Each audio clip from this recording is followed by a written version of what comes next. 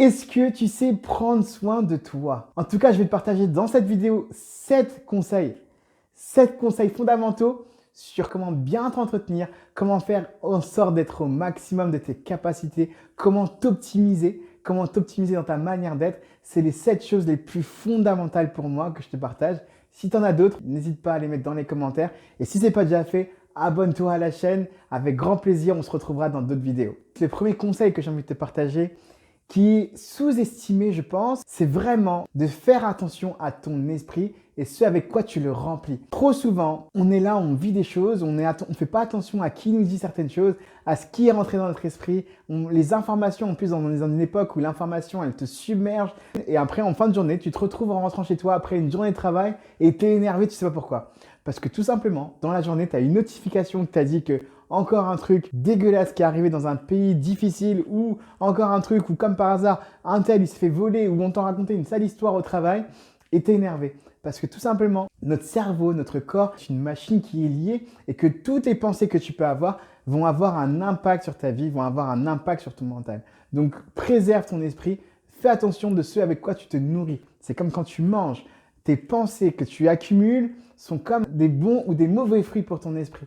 Si tu accumules des bonnes pensées, si tu es dans une journée où tu encourages, tu vois des choses positives, eh ben, tu vas voir que ça va te changer la vie. Alors que si tu es là avec des critiques ou des gens qui sont là en train de se plaindre, naturellement, ça va avoir un effet sur toi.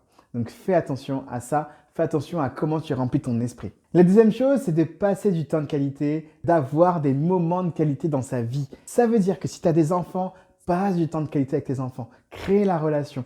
Crée la relation avec peut-être tes parents, avec ta femme, avec ta compagne ou ton compagnon. Passe du temps de qualité avec tes amis. Quand je te fais cette vidéo, on était dans la crise du Covid-19. Bah, tu vois très bien qu'on est privé de nos libertés. On peut être privé de notre liberté. On peut être privé d'activités qui nous font plaisir. Donc, c'est là où je te dis, prends du temps. Profite de ça. Profite dès qu'on va retrouver la liberté.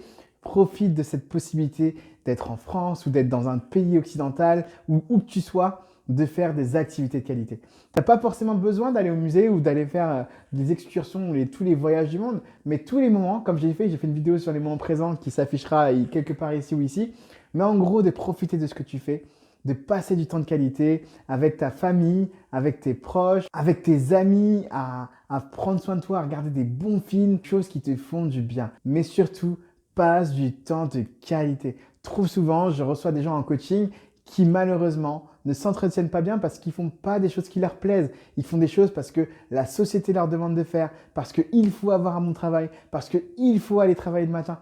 Non, fais des choses qui te plaisent.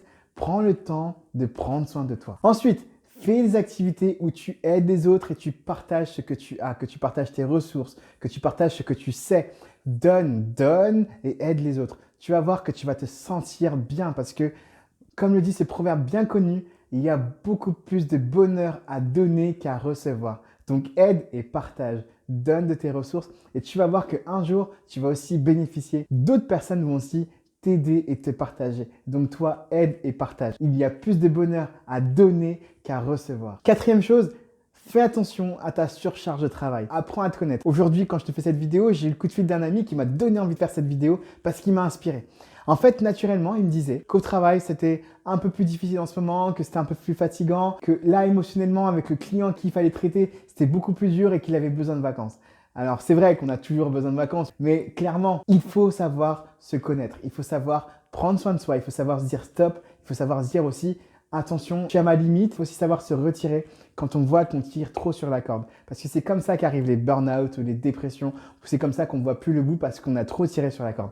Apprends à te connaître, à t'autoriser, à savoir prendre des pauses quand il le faut, à partir en vacances quand il le faut. Profite de tes vacances, repose-toi pendant tes vacances. Découvre de nouvelles choses, change d'horizon, oublie le travail, mais apprends à te reposer. Et profite des week-ends aussi. Apprends à te reposer les week-ends. Un maximum, fais des choses qui te font plaisir plutôt que de subir les contraintes. La cinquième chose, et là on la connaît bien, en parallèle de s'occuper de son état d'esprit, c'est de savoir s'occuper de son corps. Ton corps est ton instrument de travail. Ton corps, c'est ce qui matérialise ton esprit dans ce monde. Ce qui est intéressant dans l'être humain, c'est que l'esprit influence le corps, mais tout comme le corps peut influencer l'état d'esprit.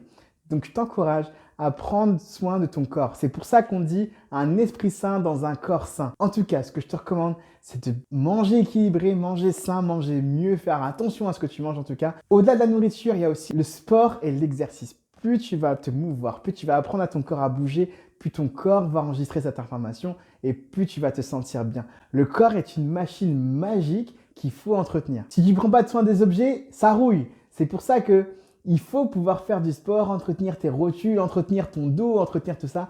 Plus tu vas l'entretenir, tu vas voir, plus tu vas te préserver des blessures, plus tu vas te préserver des mal-être, des mal de dos, de tout ce que tu veux. Fais du sport, ça va entretenir à la fois ton corps et ton esprit. Quelque chose qui n'est pas forcément souvent dit, mais j'ai envie de te dire qu'il faut que tu apprennes à t'organiser et à dégager tes espaces de travail, à dégager ce que tu fais. En fait, être hors bordélique ou être organisé, je vous assure que ça fait la différence. Parce que quand tu es bordélique, tu surcharges ton esprit, tu surcharges ta charge mentale de travail finalement. Et en fait, c'est comme si ton cerveau n'était pas structuré et organisé. Alors que les personnes qui organisent et qui structurent, il y a beaucoup moins de difficultés, ils galèrent beaucoup moins à chercher des choses et du coup, ils vont plus facilement au but. Et en fait, ça, c'est quelque chose qui te permet de prendre soin de toi. Aère ta vie, aère ton esprit. Le conseil suivant, c'est de faire attention à ton environnement. Dis-moi qui sont tes amis, je te dirai qui tu es. J'en ai déjà parlé dans d'autres vidéos, mais fais attention à ton environnement, les gens qui sont autour de toi. Si tu veux prendre soin de toi, entoure-toi de gens qui sont positifs, de gens qui sont bienveillants. En général, on prend soin de nos relations comme on prend soin de nous-mêmes.